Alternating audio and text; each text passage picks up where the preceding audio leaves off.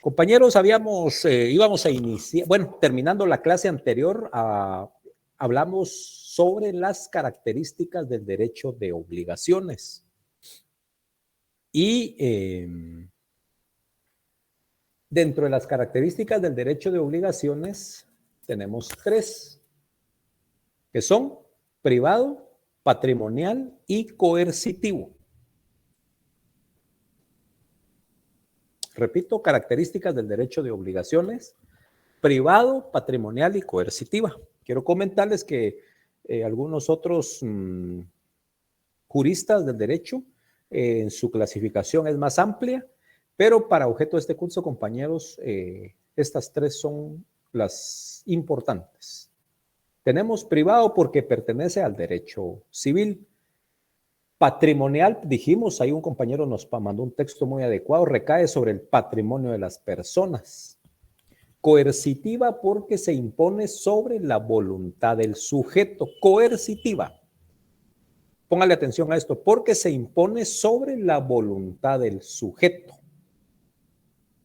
Correcto. Características del derecho de obligaciones. Entonces, privado, compañeros, porque pertenece al derecho civil. Miren, fíjense, compañeros, por ejemplo, esto del derecho privado y pertenece al derecho civil, ustedes ya lo manejan, pero yo creo que es necesario recordar. Miren, ustedes, esto aquí dice que hay que, si están estudiando derecho, están estudiando leyes, hay que mamar el derecho todos los días, hay que leer el derecho todos los días. Entonces, para que se vaya perfeccionando el conocimiento, su forma de redactar, su forma de hablar, como un verdadero profesional. Entonces, muchos dirán, yo solo quiero el título porque tengo contactos en el gobierno o en el organismo judicial, pero no es lo mismo que aparte de todas esas facilidades, usted demuestre que no necesita de eso, sino que usted como persona tiene esos conocimientos porque los adquirió.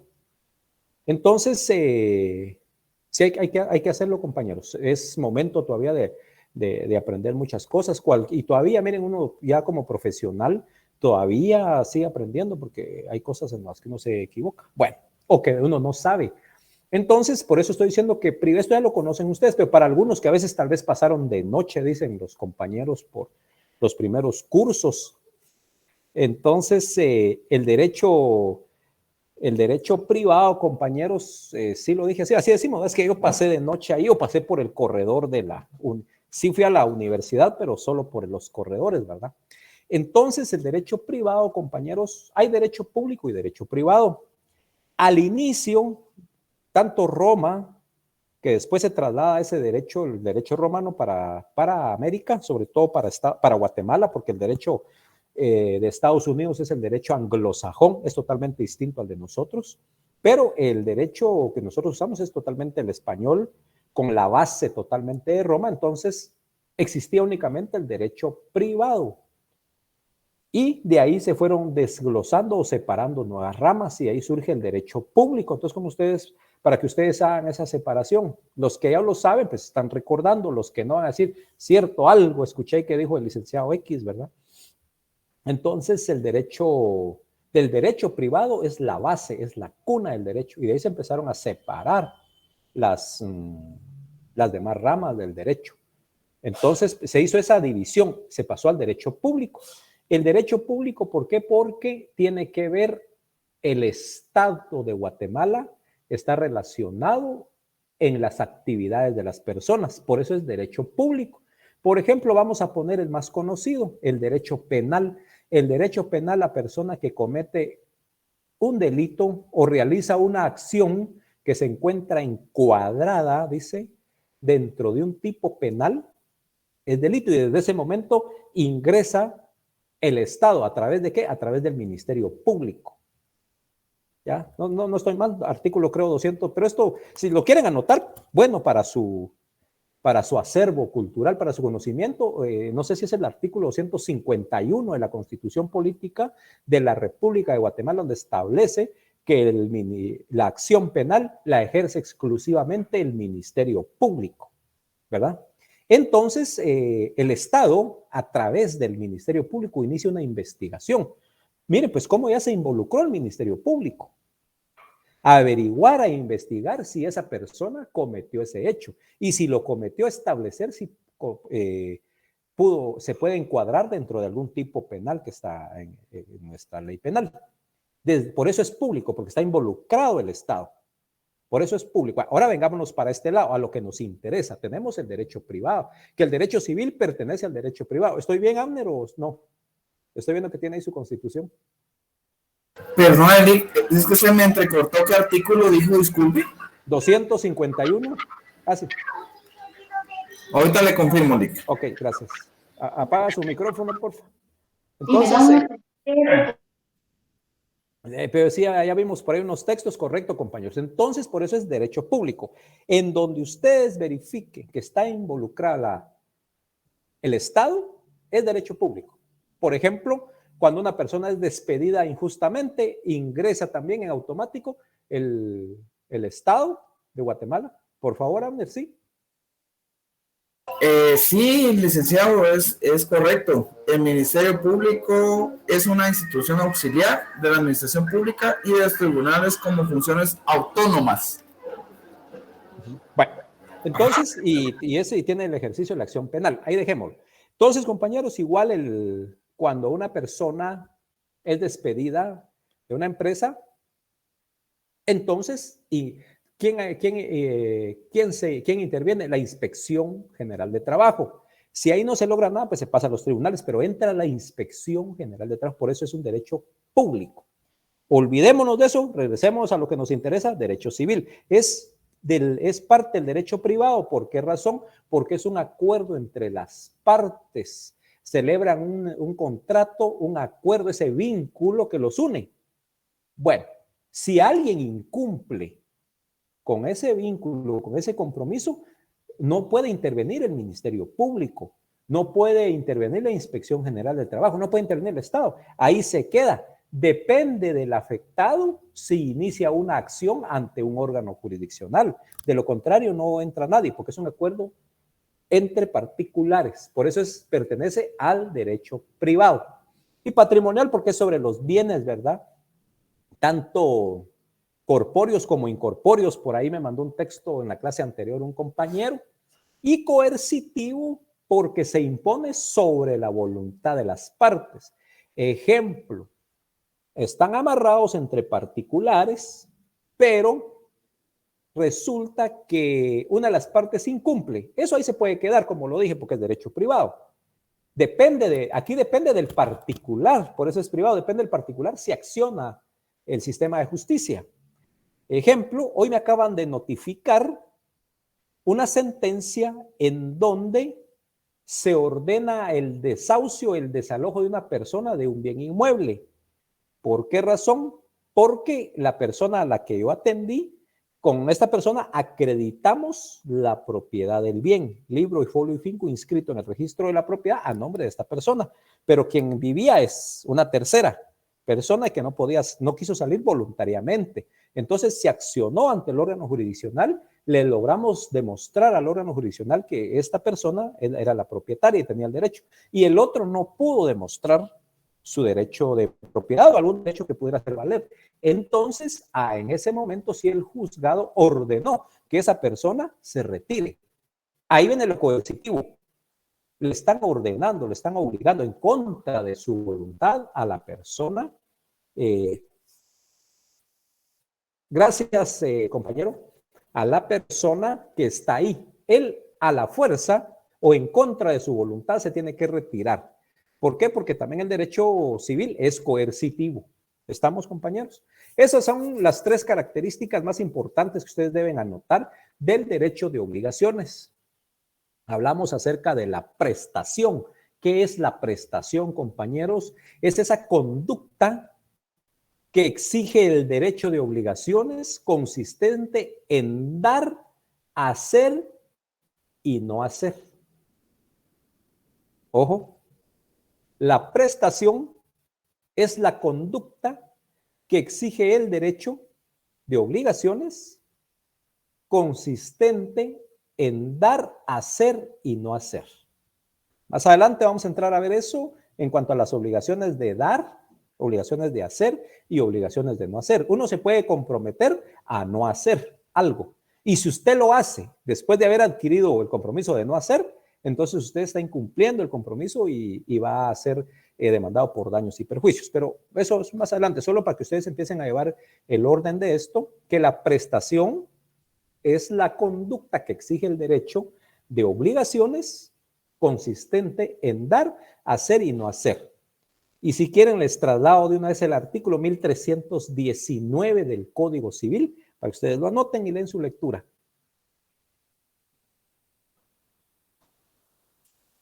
Perdón, licenciado, ¿qué artículo dijo? 1319.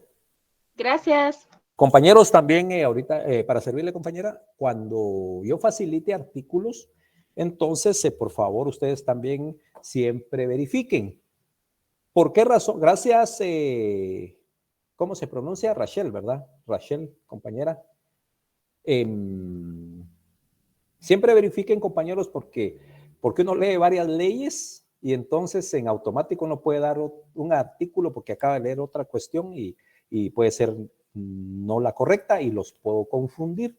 Entonces, por favor, con toda la confianza del mundo, usted ya licenciado, mire, no es el artículo, o un texto como lo están haciendo hasta el momento, ya por ahí la compañera ya escribió ahí que confirmado el artículo, ese es correcto, perfecto, compañeros. Entonces, eso es la prestación, es esa conducta que exige el derecho de obligaciones consistente en dar, hacer y no hacer, que usted se puede comprometer a dar algo, se puede comprometer a hacer algo, que es diferente a dar y hacer. Aparte es dar y aparte es hacer. Ahí es donde hay un poquito de confusión. Y posterior a eso también se puede comprometer usted a no hacer. Esa es la prestación.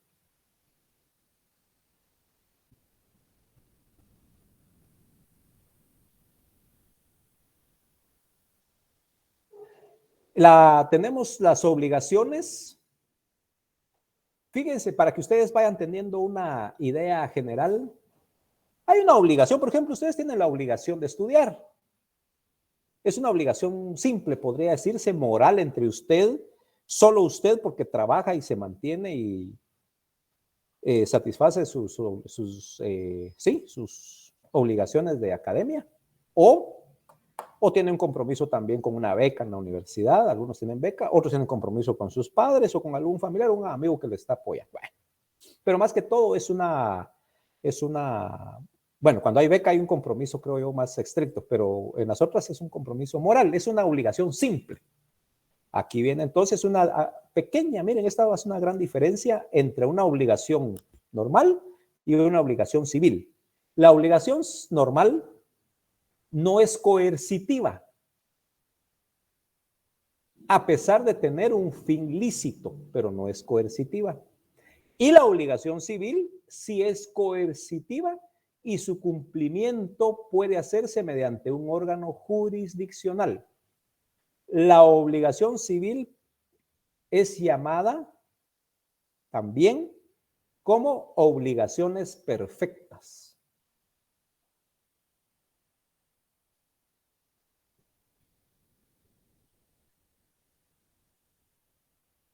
Repito, la obligación simple no es coercitiva, a pesar de tener un fin lícito. Ese acuerdo, ese convenio es lícito, pero no es coercitivo. Pues lo único que puede pasar es de que la persona que le está apoyando para la carrera le pegue una su regañada. Ya, al final es media coercitiva, por decir, pero es moral, pues es entre ustedes, no tiene consecuencias jurídicas. Y la obligación civil, esta sí es coercitiva, por lo que ya les manifesté, ya les puse un caso real que hoy precisamente me notificaron, en donde se ordena el desalojo de esa persona. Entonces se volvió coercitivo, porque el juez ordenó, se le demostró al juez y entonces tiene el fundamento el juez para obligar al otro, pues se volvió coercitivo. Entonces estas obligaciones civiles también se llaman obligaciones perfectas. Bueno, y continuamos, compañeros, con el avance del curso, porque ustedes saben que ya viene pronto, estamos ya en las fechas de Semana Santa y empiezan los feriados y ahí se atrasa uno. Algo también que ustedes ya saben, estamos recordando, es obligación trasladar esta información porque es la base. Hablamos también de las fuentes de las obligaciones. Cuando ustedes empezaron a estudiar derecho, empezaron a estudiar fuentes del derecho. ¿Se recuerdan ustedes de las fuentes del derecho? Ahora ya ustedes ya van más avanzados, nos vamos a las fuentes de las obligaciones. Y dice que son todas las distintas formas, normas y doctrinas que originan obligaciones entre las partes y que acuerdan darles nacimiento. Voy a repetir esto.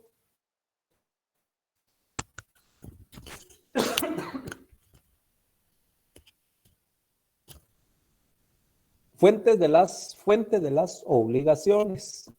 Fuentes de las obligaciones son las distintas formas, normas y doctrinas que originan obligaciones entre las partes que acuerdan darles nacimiento y surgen por voluntad de las partes y por disposición legal. Así es como surgen las fuentes de las obligaciones, por voluntad de las partes y por disposición legal. Dentro de las fuentes doctrinarias de las obligaciones, dentro de las fuentes doctrinarias de las obligaciones, tenemos algo que también ustedes ya conocen, compañeros, estamos recordando, fuentes reales, formales, históricas. Las fuentes reales son los factores y elementos que determinan el contenido de tales normas. Repito esto, las fuentes reales son los factores y elementos que determinan el contenido de tales normas, como por ejemplo, económicos, sociales, religiosos, culturales y políticos. Entonces, compañeros, si todavía les queda duda en sus cursos anteriores, las fuentes reales son esos elementos o factores en donde se desarrolla todos los días cada ser humano dentro de una sociedad, como por ejemplo económicos, negocios, trabajos sociales en sus relaciones sociales, religiosos, culturales y políticos. Y formales, que también su nombre lo indica, es el proceso de creación de la norma. Siempre que ustedes escuchen formal, inmediatamente relaciónenlo con el organismo legislativo, con ese ente encargado por la Constitución Política de la República de Guatemala de crear la norma jurídica. Históricas, pues se basa en los documentos, inscripciones, libros que encierran una ley o conjunto de normas del pasado.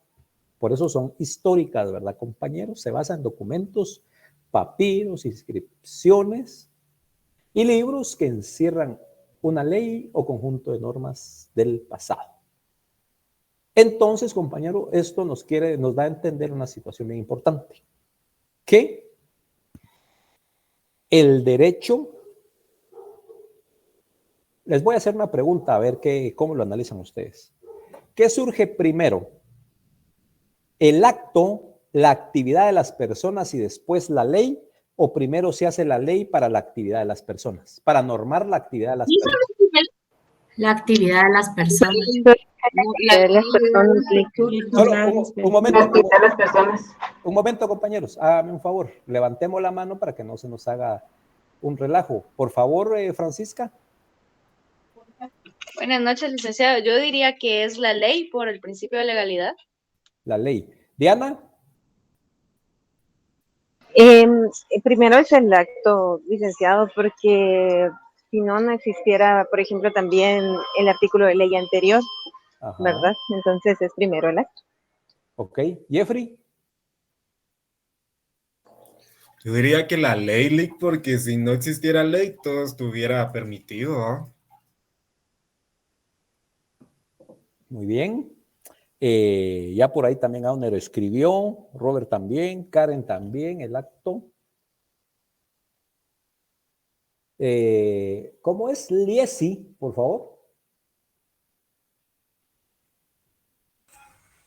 Gracias, licenciado.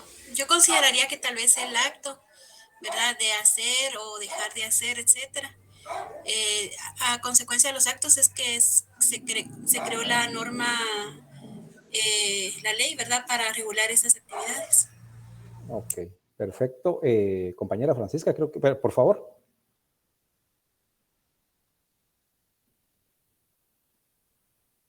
Ya hablé, licenciado, fui ¿Verdad la que sí? primera. Ok, sí, ok. Y Abner, pues ya me escribió ahí también qué piensa él, que es el acto. Emerson. Pues el acto normalmente es primero, licenciado, y hay actos que son previsibles, que se van a dar. Entonces se genera la ley antes. Por ejemplo, un contrato, un subsidio, y entonces se emite la ley, por ejemplo, de cómo se va a usar este subsidio. Entonces normalmente es primero la actividad, el acto y después la ley. Ok, muy bien, gracias compañero. Marco Antonio, ¿qué dice? Buenas noches, licenciado. Creería yo que es primero el acto. De hecho, creo que hay un artículo que dice que tenemos permitido hacer todo lo que la ley eh, nos, no nos permite, ¿verdad? O sea que primero está hacer el acto y después se crean las leyes, creería yo, licenciado. Gracias. Ok, gracias Marco Antonio. Marco Antonio tiene voz de locutor. Entonces, hacer lo que la ley no prohíbe. Correcto, ese es un artículo constitucional del artículo correcto. Abner, muy bien, artículo 5. Bueno, perfecto, compañeros. Así es, la mayoría está en lo correcto. Como les digo, aquí estamos para equivocarnos, compañeros. No hay problema. Usted siga participando de esa manera. Va, incluso a la hora de participar, entonces, usted va también aparte, imagínense ustedes, aparte de adquirir los conocimientos del derecho, también está adquiriendo conocimiento de hablar, porque usted va a ser abogado y notario. Bueno, salvo que se dedique solo a notario. Entonces, cuando se dedique solo a ser notario, pues entonces usted solo se va a dedicar a redactar.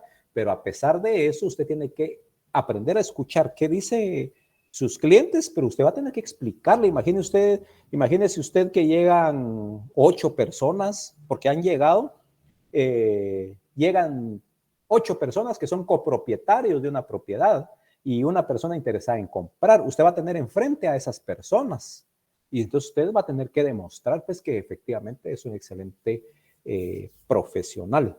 Y por lo tanto, pues tiene que saber trasladar la información a las personas. Bueno, entonces, excelente, compañeros. Perfecto. Fíjense, pues. Desde muchísimos años para el pasado, por supuesto que no había leyes, cada comunidad vivía como podía, por costumbres. Pero cuando las sociedades crecieron demasiado, entonces había una anarquía, un desorden, y ahí fue en donde empezaron a crear los ordenamientos para poder regular la conducta de las personas en las distintas sociedades. Pero fue dependiendo de los actos. Ahí fue donde empezaron a ver, bueno, ¿qué pasa? Porque antes era normal que yo le quitara la vida a una persona, después a qué le quitaba a mi familiar, era tan normal. Ahorita, man, si ustedes, pues también ya se está volviendo normal, ¿verdad, Alic? Pero así era entonces, o si no era, estaban aquellas reglas de antes, ¿verdad? Que ojo por ojo y diente por diente, algo así. Entonces, pero fueron normando las actividades de nosotros y correcto, la ley del, muy bien, compañera Sandra, la ley del talión. Y entonces, compañeros, así fue como fueron normando. Ahora aquí hay algo bien importante, que en la modernidad nos hemos ido dando cuenta que nosotros como seres humanos estamos en constante movimiento, en constante cambio, ¿verdad? Entonces, a pesar de que existen normas, se tienen que ir adaptando a esas nuevas formas de vida que nosotros estamos adquiriendo. Por eso es de que existía un código civil, pero ya no fue suficiente, ya no podía cubrir todas esas necesidades el Estado con el código civil, entonces empezó a separar, ¿verdad? Entonces antes, por ejemplo, solo había un código civil y el código civil cubría todo, pero ya no era suficiente por el crecimiento de la sociedad y de las formas de vida o nuestras costumbres. Entonces, de ahí se empezó a separar. Ahora les dije que existe una ley del Registro Nacional de las Personas, ya todo es más digitalizado. Ahora, cuando usted va conduciendo su vehículo, lo para la Policía Nacional Civil. Antes, cuando era la cédula, solo preguntaban a la central que si usted tenía orden de captura. Ahora le decían que no, porque casi no había mucho registro. Pero hoy solo incluyen su chip en un aparato que cargan los agentes de la Policía Nacional Civil. Inmediatamente aparece si usted tiene orden de captura y ahí se queda. ¿Ya? ¿Por qué? Porque la tecnología ha ido obligando a las autoridades que vayan creando normas que vayan protegiendo todas estas cuestiones. Entonces, compañeros, así es como se va adaptando y precisamente son los actos, ¿verdad, compañeros? Primero, y después entonces dice el legislador, bueno, este acto es malo, afecta a la sociedad, entonces creamos una ley, ¿verdad? Fíjense que,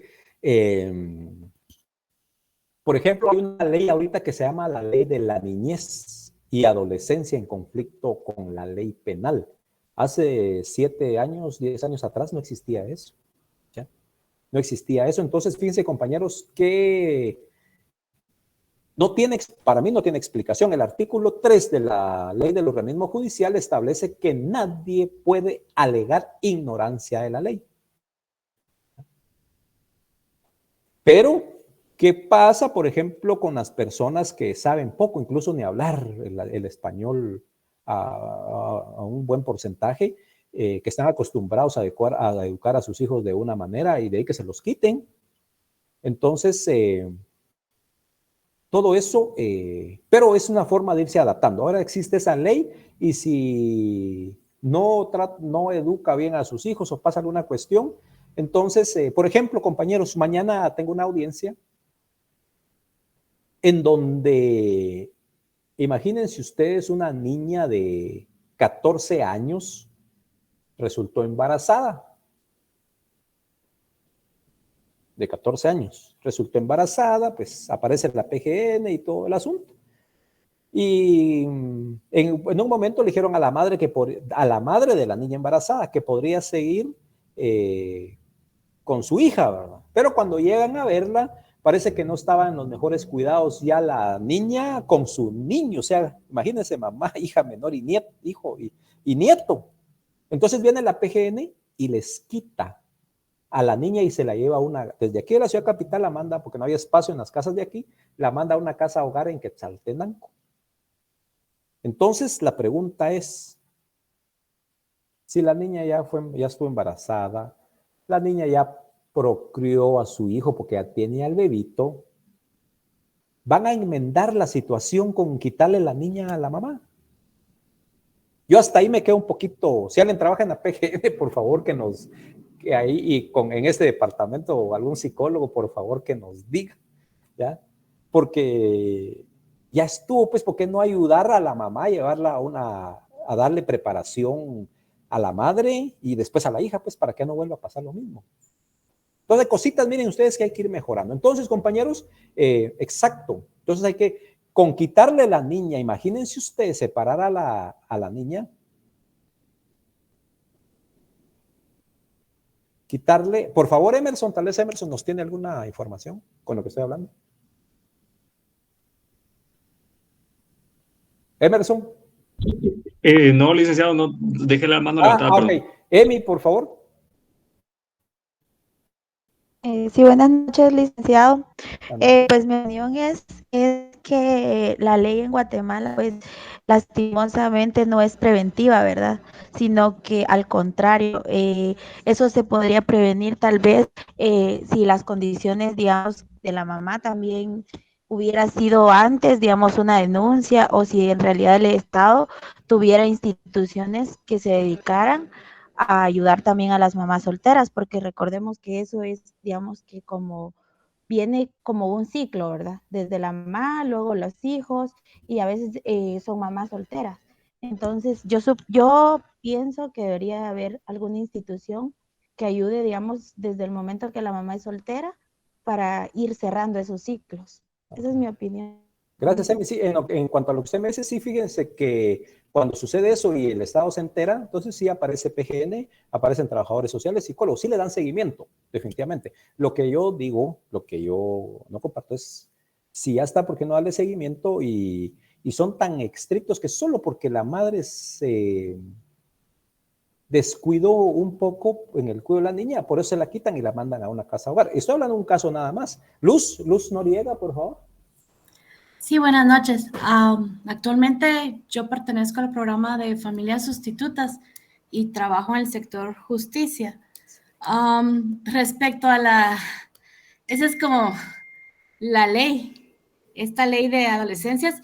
Entiendo su caso, pero yo también he visto el lado contrario, donde niños están siendo violentados, no solo una, sino que han sido retirados de los hogares más de una vez, y por esta ley los regresan con familiares que vuelven a violentarlos, el niño vuelve a regresar al sistema, o sea que es una ley que en algunos casos sí son estrictos y en otros quisiera uno, ¿verdad? Que fueran de la misma manera, pero es una ley para mí que es demasiado cerrada y en algunos casos, pues como los que yo tengo actualmente, no, de verdad, no funciona porque la ley dice que en esa ley está que la prioridad sería devolver al niño a su entorno y a su núcleo familiar. Entonces, muchas veces los núcleos familiares que están en este sistema son núcleos de violencia, pero como la ley dice eso, entonces vuelven a regresar a un niño con un familiar, luego vuelven a violentar sus derechos, el niño vuelve a regresar al sistema y así se mantienen, ¿verdad? O sea, para mí es una ley demasiado estricta en ciertos sentidos. Perfecto, excelente, Luz Noriega. Ya vieron, sabía que había alguien que nos iba a apoyar aquí en este grupo. Excelente, así es. ¿Saben qué pasa, compañeros? Que hablamos que primero los actos y lo que acaba de decir Luz, o sea, la ley se hizo porque existe mucha violencia, mucha violación a los derechos del niño. Eso, por supuesto que así es, y eso no lo podemos, yo sé que ustedes saben historias en el entorno de su vida, y es lamentable, ahí dice uno, ¿cómo quisiera uno que apareciera la PGN? ¿Sí?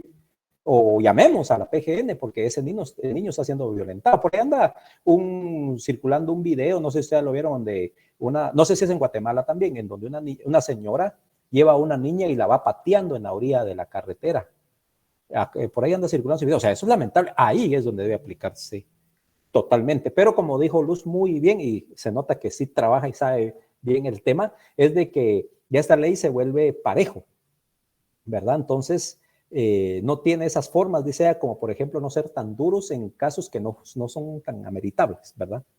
Miren, compañeros, ¿de dónde está surgiendo este tema con ustedes? De los cambios constantes que tenemos. Entonces ahora surge esa ley para esa gente. Por ejemplo, hay niñas que tal vez no este caso que estoy contando en especial, que no es tan grave, es cierto, pues resultó embarazada a los 14 años, pero, o sea, lo que no me cuadra a mí es que se la quitaron después de que ya estuvo embarazada. Y la madre, Luz me va a entender muy bien, ella es un recurso idóneo para que siga con ella. Solo se la quitaron porque el día que la llegaron a buscar, la fueron a ver, porque la PGN se pone al tanto de eso cuando siempre le daban seguimiento. Por eso les digo, el Estado sí tiene instituciones que le da seguimiento. Y existen casas hogares que apoyan al Estado para esta protección.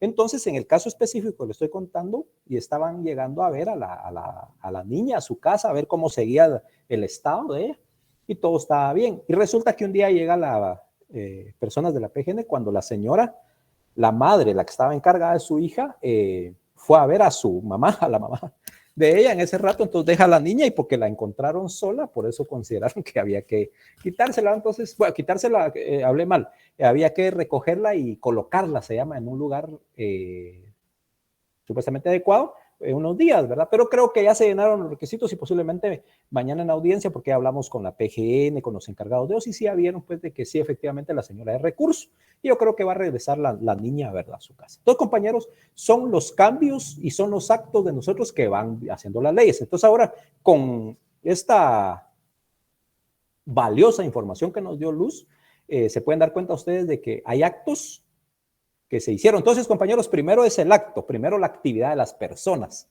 Y después de eso, entonces se hace la ley. Pero se hace la ley, pues no somos perfectos, ¿verdad, compañero? Y hay cambios. Entonces ahora, en algún momento, irá a haber una reforma en donde ya se vaya especializando para qué momentos debe aplicarse la ley de la niñez, por ejemplo, para niños que son violados desde niños, ya sea en su entorno familiar. Por supuesto que ahí hay que inmediatamente rescatar a esos niños, porque están siendo víctimas en su propia casa. Para eso es la ley. Bueno, entonces, compañeros, ahí quería comentarles algo, compañeros. Esto siempre lo digo al inicio, se me olvidó decírselos. Vean, pues, esto es algo bien importante. Y tampoco soy predicador ni nada, pero está relacionado con la vida diaria de nosotros. Hay algo bien interesante. Perfecto, solo Dios o ese ser supremo que hay, en la forma que usted lo respeta o no. ¿Ya? Perfecto, solo Dios. Y aquí abajo, compañeros, en la tierra, todo es cambiante. Todo está en constante movimiento, tanto nosotros. Ejemplo sencillo, nosotros nos juramos amor eterno con la persona que uno se casa y uno dice que hasta la muerte. Y al año y medio están buscando un abogado para el divorcio, ¿verdad? Entonces, no hay nada entre los humanos, no hay nada perfecto, compañeros. ¿Ya? Entonces, hay cambios constantes. Toda la ley se tiene que ir adecuando a esas actividades que nosotros hacemos. Entonces, compañeros, las fuentes doctrinarias de ¿qué hora es? 8. Ya estamos, nos faltan los 10, 15 minutos más y los dejo, compañeros. Entonces, hablando de las fuentes doctrinarias de las obligaciones, hablé de las reales, las formales y las históricas. Ahora bien, nos vamos a pasar a algo bien interesante. Nos vamos a ir a las fuentes conforme al Código Civil. Las fuentes de las obligaciones conforme al Código Civil, ¿verdad? Entonces, como les dije, ya por ahí vi un texto donde dice que qué libro va, ya les voy a dar, estoy viendo qué libro se adecua para esto. Hay varios, es que no es que no hay varios, entonces digo, ¿cuál vamos a dar? Porque hay varios y todos son muy buenos, ¿ya? Pero algo bien importante, como les digo, si quiero, me interesa que ustedes se lleven por lo menos esos conocimientos del Código Civil. Que es en tal lado, un derecho obligado. No, aquí se puede hacer esto, aquí no se puede hacer. Eso es lo que interesa realmente. Y por supuesto, una base doctrinaria, ¿verdad? Entonces ya vamos a facilitar por ahí una fuente de apoyo para esto. Vamos con las fuentes conforme al Código Civil. Y tenemos la primera fuente, que es el contrato.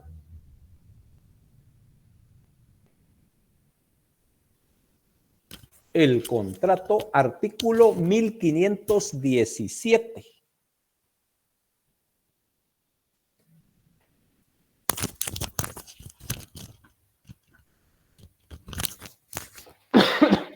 ¿500 qué dijo Lip?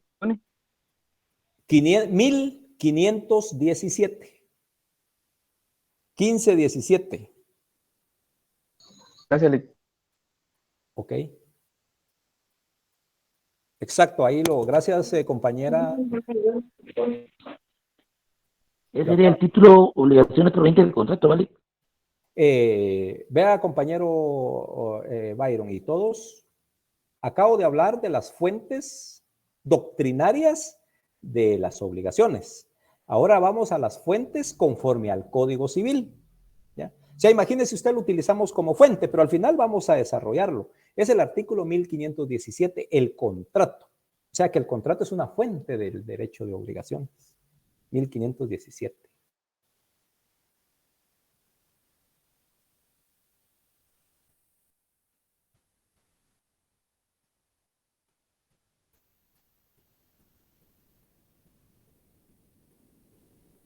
Por decirlo, podemos mencionar,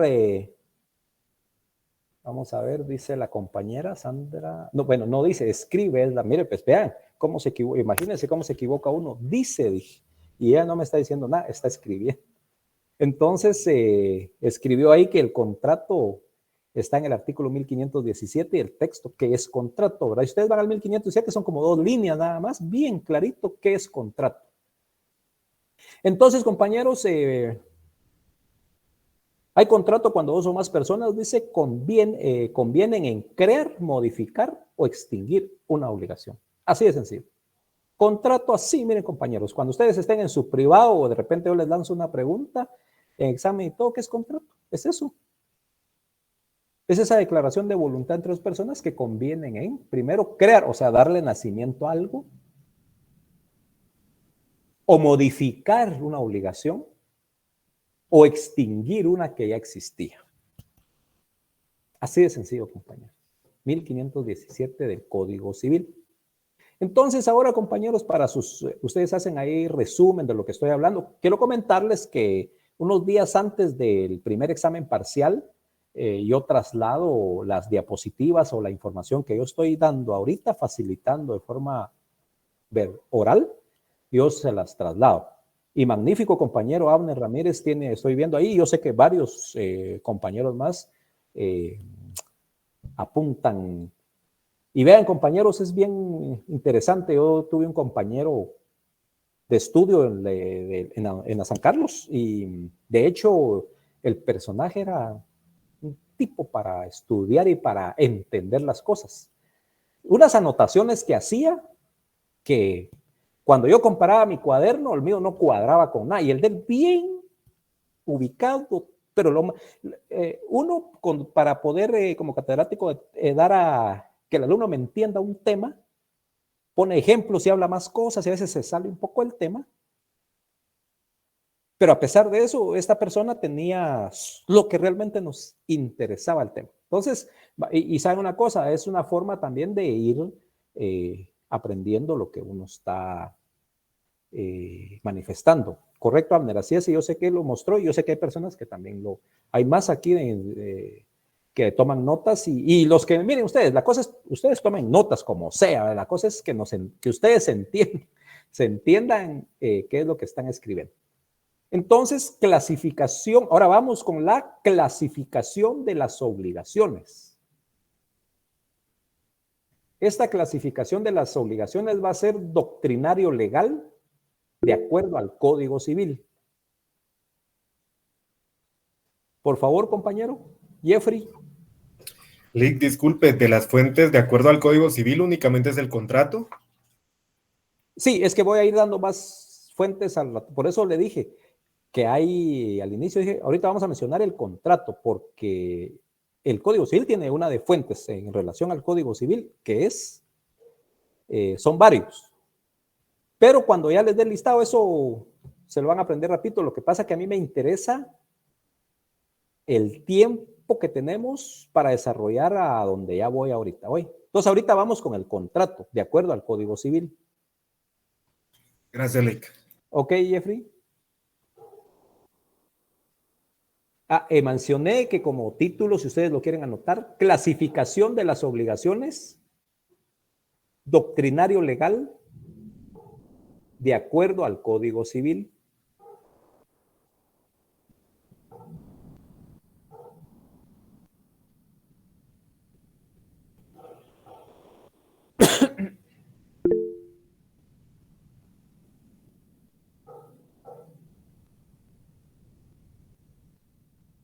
Ya, Lick, gracias.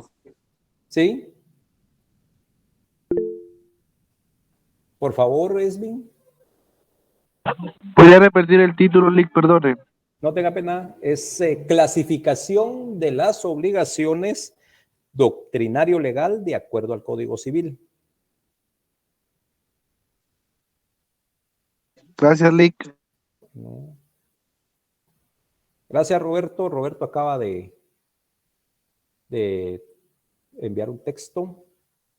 Aquí vamos ahora, compañeros. Si quieren, como subtítulo, modalidades y efectos.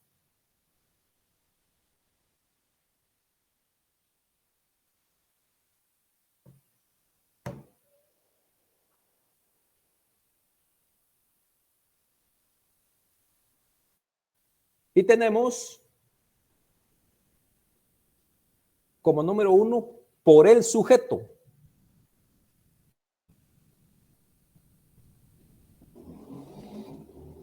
Solo voy a repetir el título para que ustedes vayan haciendo la relación y entendiendo por cómo lo estamos desarrollando. El título es Clasificación de las obligaciones, doctrinario legal, de acuerdo al Código Civil. Y empezamos con las modalidades y efectos. Número 1, por el sujeto.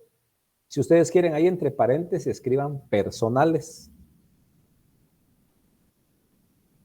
Y esto se refiere, y esta tiene otra subdivisión, ahí ustedes pueden escribir, que esto también se divide en simples. Obligaciones por el sujeto, entre paréntesis, si quieren, personales. Tenemos las obligaciones simples. Cuando existen dos personas, acreedor y deudor.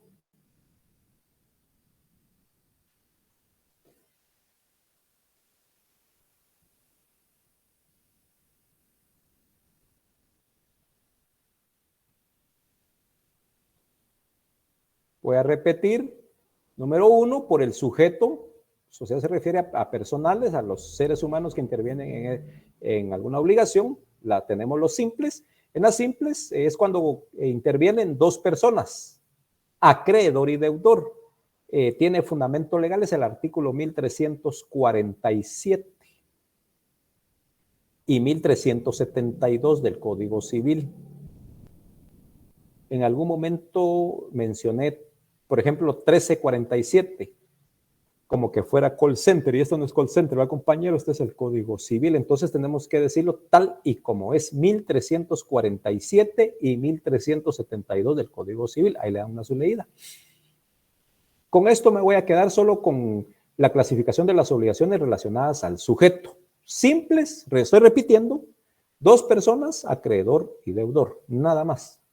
De ahí nos pasamos siempre por el sujeto a las mancomunadas.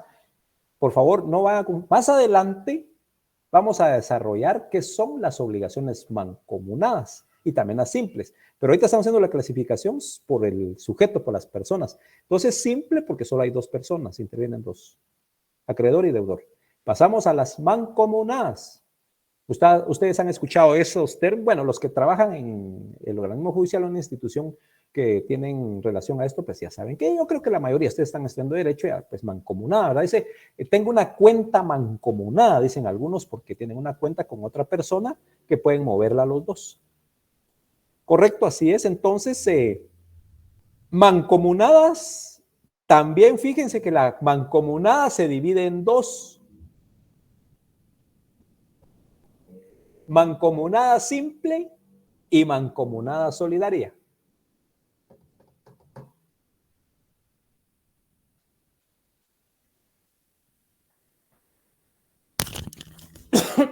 La mancomunada simple se crea esta. Perdón, licenciado. Diga. Disculpe, dijo simples y el otro. Bueno, voy a repetirlo. Por el sujeto tenemos obligaciones simples y obligaciones mancomunadas. Las obligaciones simples porque solo existen en esa obligación dos personas, acreedor y deudor. Nos pasamos a las obligaciones mancomunadas y estas se dividen en dos, mancomunada simple y mancomunada solidaria. La mancomunada simple, esta obligación se crea cuando existen más de un deudor y más de un acreedor.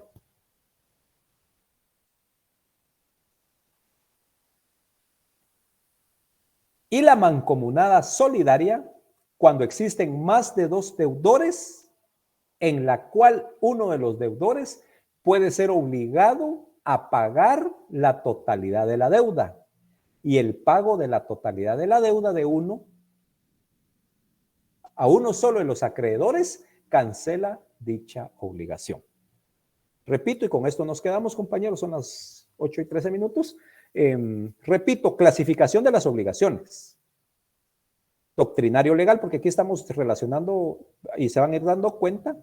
Estoy hablando de obligaciones simples, pero tiene su fundamento y hay doctrina. Entonces, y sus modalidades y efectos. Y empezamos por el sujeto. Y las obligaciones por el sujeto tenemos que existen obligaciones simples y obligaciones mancomunadas, que las obligaciones mancomunadas se dividen en dos. Regresamos,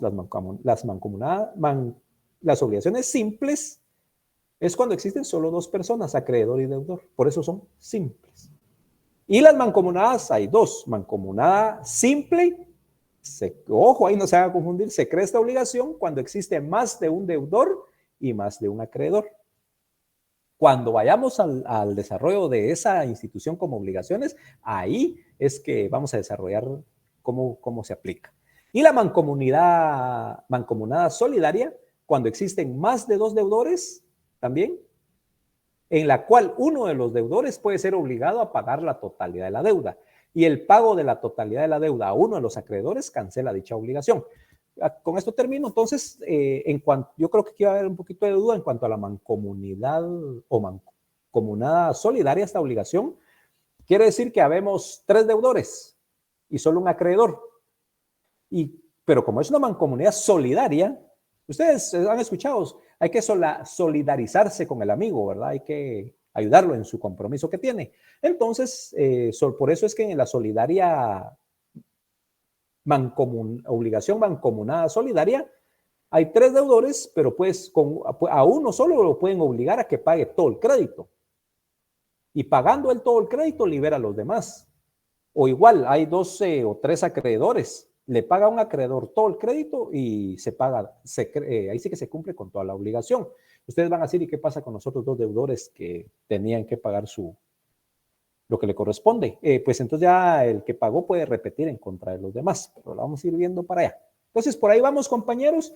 Aquí nos vamos a quedar ya, pero qué bueno que ya estamos entrando al desarrollo de la clasificación de las obligaciones, porque esto es la esencia de lo que es del curso, compañeros.